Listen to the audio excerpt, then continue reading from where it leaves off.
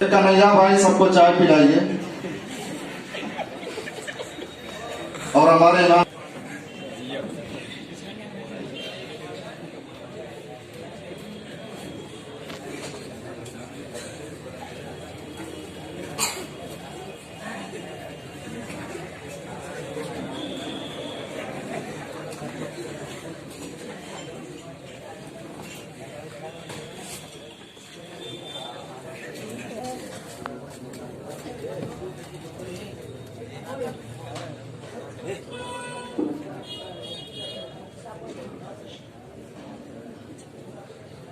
سر قیمت معلوم ہے کیا روپیہ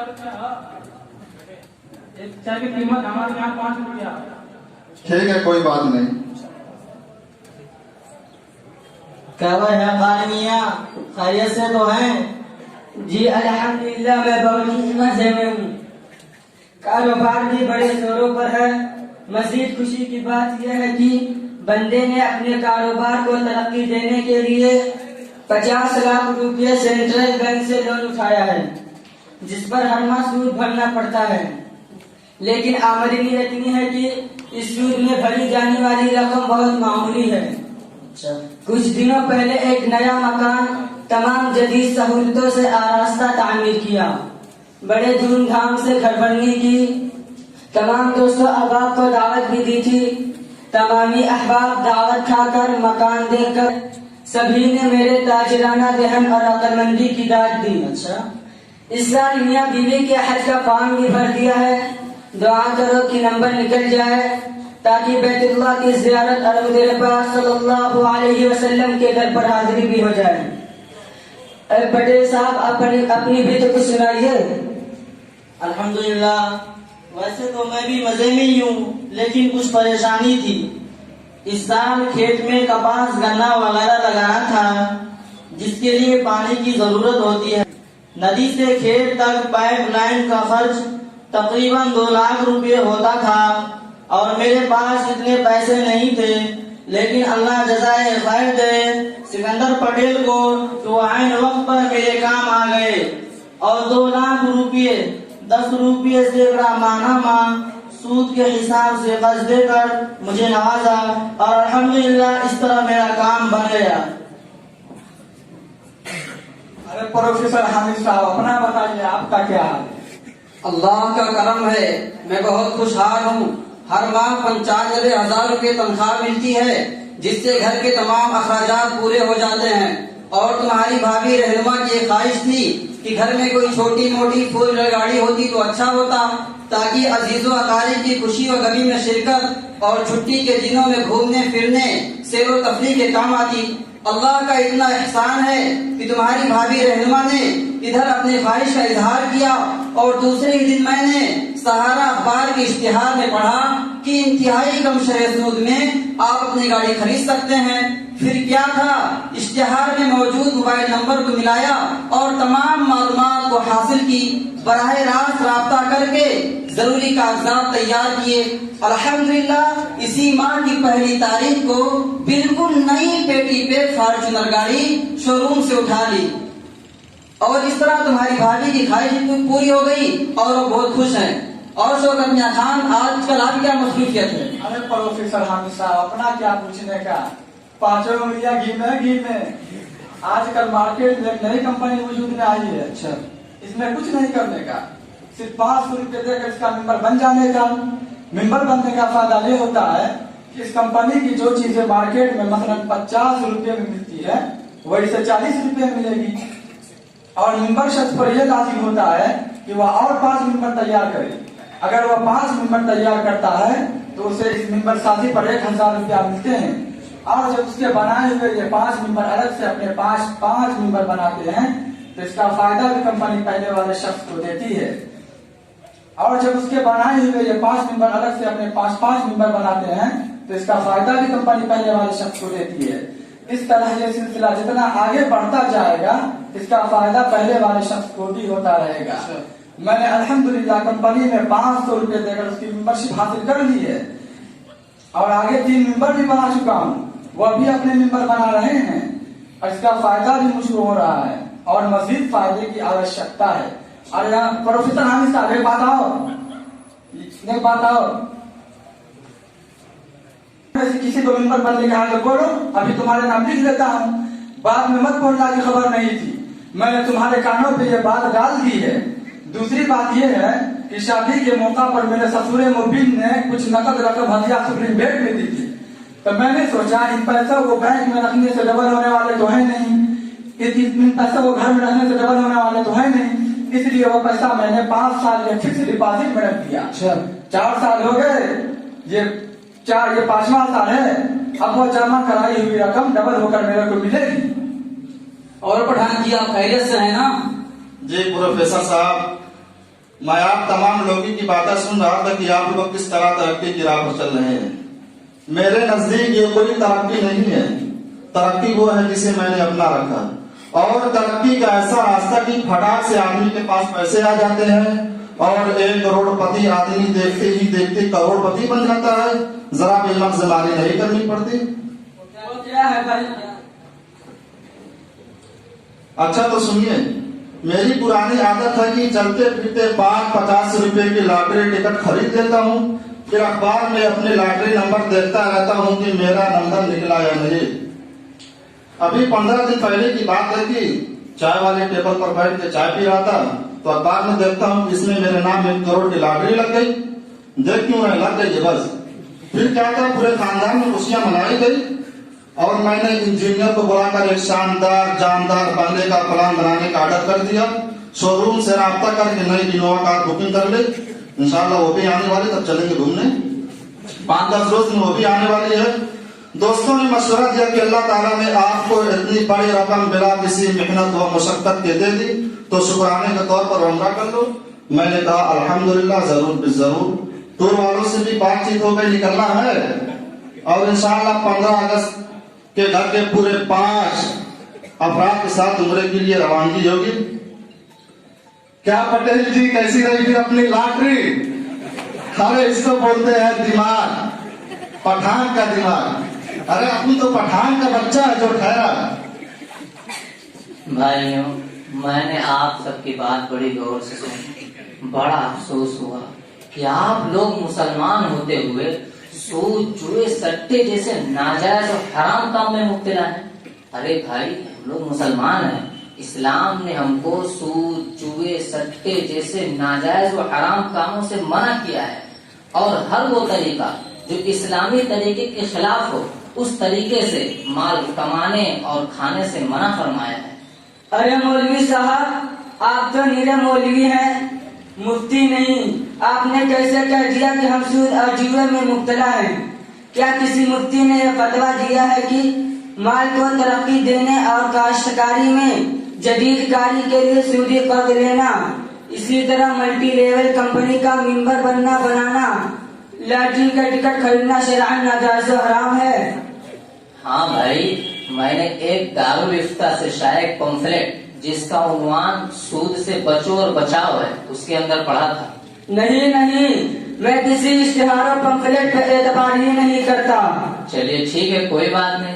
अगर आपको इश्तिहार और पंफलेट पर एतबार नहीं है तो चलिए हम दारुल इफ्ता से रुजू कर लेते हैं। वैसे भी आज संडे भी है, प्रोफेसर साहब के कॉलेज की छुट्टी है और आपकी दुकान भी बंद है, और ज़हूर पटेल, शौकत खान और पठान साहब वगैरह तो फुर्सत अली खान है।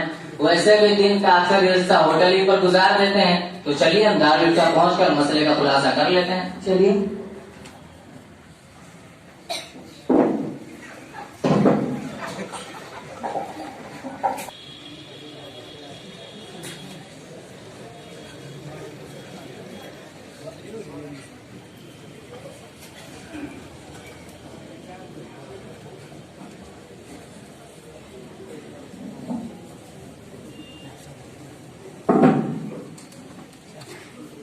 अस्सलामुअलैकुम रहमतुल्लाहि व बरकातुहू।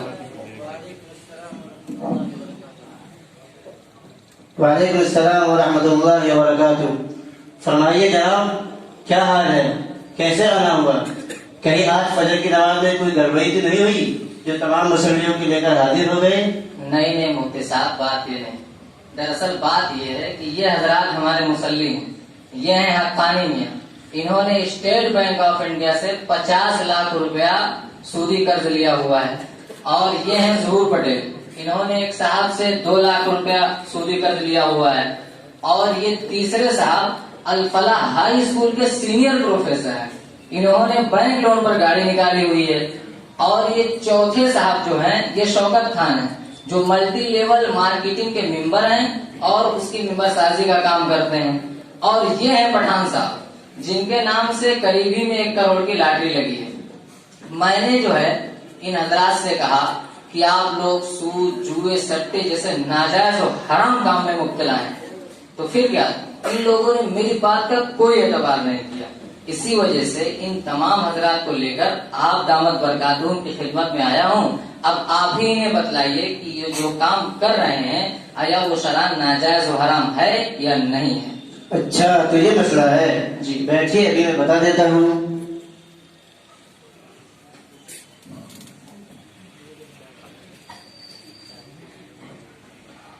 دیکھیے بھائی، اللہ تعالیٰ کا بے پایا فضل و احسان ہے کہ ہم اور آپ سب مسلمان ہیں، اور ہر مسلمان پر لازم ہے کہ کوئی بھی کام کرنے سے پہلے وہ یہ جان لے کہ شریعت اس سلسلے میں کیا کہتی ہے، آیا وہ کام جائز ہے یا ناجائز۔ آپ حضرات کو چاہیے تھا کہ پہلے حکم خداوندی کو معلوم کرتے پھر کوئی قدم اٹھاتے، لیکن آپ نے ایسا نہیں کیا اور گناہگار ہوئے، کیونکہ سود یعنی اصل قرضہ پر زیادتی یا بلا معاوضہ مال پر زیادتی، خواہ یہ کم ہو یا زیادہ، شریعت میں ناجائز و حرام ہے۔ اور جوا یعنی ملک کو قبضے پر معاملہ کرنا، دراہدے کی دونوں جانب میں مال ہو، شرعاً ناجائز و حرام ہے۔ اللہ رب العزت کا فرمان ہے، یا ایھا الذین آمنوا اتقوا اللہ وذروا ما بقی من الربا ان کنتم مؤمنین فَإِن لَّمْ تَفْعَلُوا فَأْذَنُوا بِحَرْبٍ مِّنَ اللَّهِ وَرَسُولِهِ کہ ایمان والو اللہ سے ڈرو، اگر تم ایمان رکھتے ہو تو جتنا سود باقی رہ گیا ہے اس کو چھوڑ دو، پھر اگر تم ایسا نہ کرو گے تو اللہ اور اس کے رسول صلی اللہ علیہ وسلم سے جنگ کے لیے تیار ہو جاؤ۔ دوسری جگہ ارشاد ہے، الذین یاکلون الربا لا یقومون الا کما یقوم الذی یتخبطہ الشیطان من المس، کہ وہ لوگ جو سود کھاتے ہیں کھڑے ہوں گے قیامت میں قبر سے جیسے کہ کھڑا ہوتا ہے ایسا آدمی جس کو شیطان خبتی بنا کے لپٹ کر۔ نیز جوا کے متعلق ارشاد باری ہے، یا ایھا الذین آمنوا انما الخمر والمیسر والانصاب والازلام رجس من عمل الشیطان فاجتنبوہ لعلکم تفلحون۔ اے ایمان والو، شراب اور جوا اور بت اور پانسے جو مصنوعی گندی کی بات ہے شیطان کے کام ہے، سو اس سے بچو تاکہ تم فلاح پاؤ۔ یہ سود اور جوئے کی حرمت سے متعلق صاف اور صریح قرآنی آیات تھی، لہذا اب آئیے پیارے آقا محمد رسول اللہ صلی اللہ علیہ وسلم کے ارشادات کو بھی سن لیجیے۔ حضرت جابر بن عبداللہ رضی اللہ تعالی عنہ فرماتے ہیں کہ رسول اللہ صلی اللہ علیہ وسلم سود کھانے والے پر، سود دینے والے پر، سودی تحریر یا حساب لکھنے والے پر یا سودی شہادت دینے والے پر لعنت فرمائی ہے، اور یہ فرمایا گناہ میں یہ سب برابر ہے۔ حضرت علی رضی اللہ تعالی عنہ حضور اکرم صلی اللہ علیہ وسلم کا یہ ارشاد نقل فرماتے ہیں کہ اللہ تعالی جب کسی قوم کو ہلاک کرنے کا ارادہ فرماتا ہے تو ان میں ربا یعنی سودی کاروبار پھیل جایا کرتا ہے۔ مسئلہ سود آج پوری انسانیت کے لیے تباہی و بربادی کا سبب بنتا جا رہا ہے، کیونکہ لوگ سودی کاروبار کو معاشی مسئلہ کا حل اور معاشیات کے لیے اس کو ریڑھ کی ہڈی قرار دے رہے ہیں، جبکہ یہ معاشیات کے لیے ریڑھ کی ہڈی نہیں بلکہ ریڑھ کی ہڈی میں پیدا ہونے والا ایک خطرناک کیڑا ہے جو اس کو کھا رہا ہے۔ محترم مفتی صاحب، آپ نے عقل اور آپ نے سود اور جوئے کی حرمت کے اتنے اچھے انداز سے سمجھایا کہ بات پوری طرح سے سمجھ میں آ گئی اور اپنے گناہگار ہونے کا احساس بھی ہو چلا، لیکن میں آپ سے پوچھتا ہوں کہ آج پوری دنیا میں سودی کاروبار و معاملات کا دورہ ہے، تو ایک مسلمان کس طرح اپنے دامن کو سودی لین دین سے بچا سکتا ہے؟ کیا آپ کے پاس اس سے بچنے کے لیے کوئی متبادل صورت بھی ہے؟ ارے ہاں، تجارت کو فروغ دینے کے لیے مشارکت ہے، جس کا طریقہ یہ ہے کہ کاروبار کی ترقی کے لیے کسی سے قرض لیا جائے اور جس شخص سے قرض لیا جائے اس کو کاروبار کا حصہ دار بنا دیا جائے. اسی طرح مضاربت ہے جس کا طریقہ یہ ہے کہ ایک شخص کی سرمایہ ہو، دوسرے شخص کی محنت ہو اور نفع میں دونوں شریک ہو باہمی رضامندی سے.